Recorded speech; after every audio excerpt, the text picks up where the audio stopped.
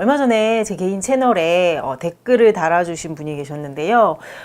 이제 스테로이드 부작용에 관한 글을 보시고 이제 한약에 스테로이드가 가장 많은데 어떻게 저런 얘기를 하느냐 이런 답글을 주셔서 조금은 이제 황당하기도 하고요. 그 다음에 또 잘못된 한의학이나 한약에 대한 인식이 잘못된 인식들이 많이 있구나 해서 조금 속상하기도 했는데요. 우선은 결론적으로 말씀드리자면 제가 이제 스테로이드 부작용에 대해서 얘기를 하지만 스테로이드를 절대 사용을 하지 말라는 것이 절대 아니다라는 것을 첫 번째는 짚고 넘어갔으면 좋겠고요. 그 다음에 두 번째는 한약에는 지난번에도 말씀드렸지만 스테로이드가 있는 것이 아니다라는 것도 짚고 넘어가야 되지 않을까 한 번쯤은. 그래서 오늘은 그 점에 대해서 얘기를 해볼까 합니다. 우선 이제 우리가 보통 뭐 스테로이드 연고, 스테로이드 내복약 이런 것들 얘기하는 그 스테로이드라 하면 합성 부신피질 호르몬이죠. 부신피질 호르몬이라는 것들은 체내에서 이제 만들어지는 호르몬인데 그거를 이제 합성적으로 만든 것들이 우리가 보통 스테로이드 하는 것입니다. 그래서 부신피질 호르몬이라는 것은 우리 몸에서 항상성을 유지하고 그 다음에 인체가 외부 자극이나 어떤 스트레스로부터 몸을 보호하기 위해서 반드시 필요한 호르몬이죠. 그렇기 때문에 이제 스테로이드라는 것 자체가 무조건 나쁜 약물 절대 아니고요. 이런 이제 외부 자극이나 스트레스로부터 우리 몸을 보호하기 위해서 면역 반응을 억제시키고 항염증 작용을 하는 약물이기 때문에 위급한 증상, 뭐 예를 들어 전신적인 혈관염이라든지 아니면 기타 뭐 급한 염증이 심할 때는 반드시 스테로이드는 필요한 약물이기도 합니다. 그래서 제가 말씀드리는 거는 스테로이드를 쓰지 말라라는 것이 절대 아니다라는 걸 우선 짚고 넘어갔으면 좋겠고요. 하지만 이제 스테로이드 부작용은 누구나 다 얘기하는 거이죠. 이제 무분별한 스테로이드의 사용이 문제가 될 수 있다라고 이야기를 드리는 겁니다. 이제 왜 이제 무분별한 스테로이드 사용이 문제가 되느냐? 이제 외부에서 자꾸 합성적인 부신피질 호르몬이 몸 안에 들어오다 보면 몸 안에 있는 부신 기능이 퇴축될 수밖에 없고요. 그다음에 체내에 그 스테로이드 제제에 대한 내성이 생기면서 여러 가지 부작용들이 초래되겠죠.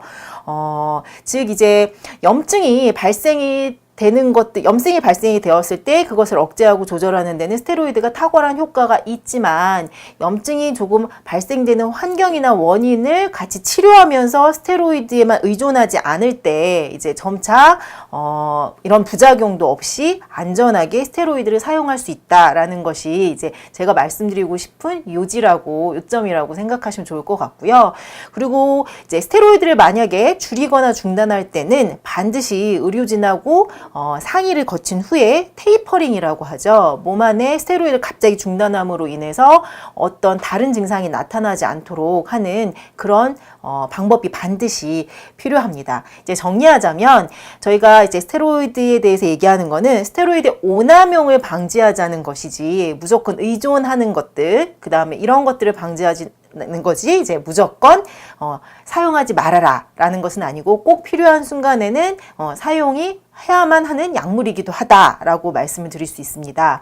그 다음에 두 번째 또 민감한 문제인데 한약에 이제 스테로이드가 있느냐의 문제이죠.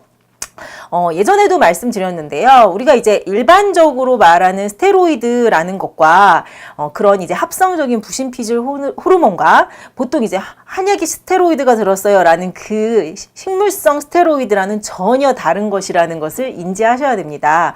보통 이제 한약에 있다고 하는 스테로이드는요. 용어도 어려운데요. 뭐 스티그마스테롤 또는 이제 베타시토스테롤이라는 성분이라고 하죠. 이것은요. 화학적 구조가 스테로이드가 비슷하다고 해서 우리가 합성적인 부신피질 호르몬과 비슷하다고 해서 스테로이드라고 하는 것일 뿐이지 전혀 스테로이드와 같은 기능을 하는 그런 약물들이 아닙니다.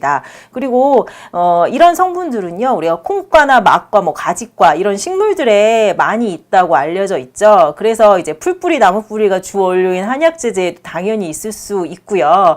만약에 한약에 스테로이드가 있어서 먹으면 안 된다라고 이야기하신다면 한약은 이제 끼케야 하루에 포함 섭취하는 용량이 보통 한 2-30g, 뭐 20에서 많아야 한 4-50g 정도일 텐데, 우리가 먹는 김치도 먹으면 안 되고 야채도 먹으면 안 되고 반찬도 먹으면 안 되고 그런 것들 전혀 먹지 말아야 한다라는 얘기와 동일한 얘기라고 생각하시면 될 것 같습니다. 따라서 한약에 스테로이드가 있다라는 것들은 다시 언쟁이 되지 않았으면 좋겠네요. 요즘 이제 진료실에서 보다 보면요, 이제 제가 처음 진료를 시작한 십몇 년 전과, 그 다음에 한 10년 전과, 그 다음에 불과 1-2년 사이에 상당히 이제 의료적인 측면에서 이렇게 받으시는 환자분들이 많이 의료계 배타적인 그런 성향들이 많아지는 것 같아서 조금은 안타까운 감이 있습니다. 우리가 보통 이제 양약, 한약 이렇게 얘기하고 한의학, 서양의학 이렇게 얘기하는데요. 서양의학의 장점 아주 좋습니다. 제가 여러 번 말씀드렸지만 기전을 조절한다든지 아니면 응급 상황을 개선시킨다든지 수술이나 이런 것들도 포함되는 거죠. 마찬가지로 스테로이드를 사용하는 것 또한 서양의학이 갖고 있는 아주 뛰어난 장점이죠. 근데 또 반면 이제 한의학이 가지고 있는 장점도 있죠. 이제 한의학은 서양의학만큼 직접적으로 기전을 차단하거나 어떤 응급 증상을 개선할 수 있는 것들은 당연히 뒤떨어질 수밖에 없지만, 대신 이제 한의학의 장점은 만성화된 질환의 기능을 회복하는 것에 더 탁월하다는 것. 그 다음에 이제 체질이라든지 생활 교정을 통해서 예방의학과 재발을 방지할 수 있는 것들에 더 이제 장점이 있다고 볼 수 있을 것 같습니다.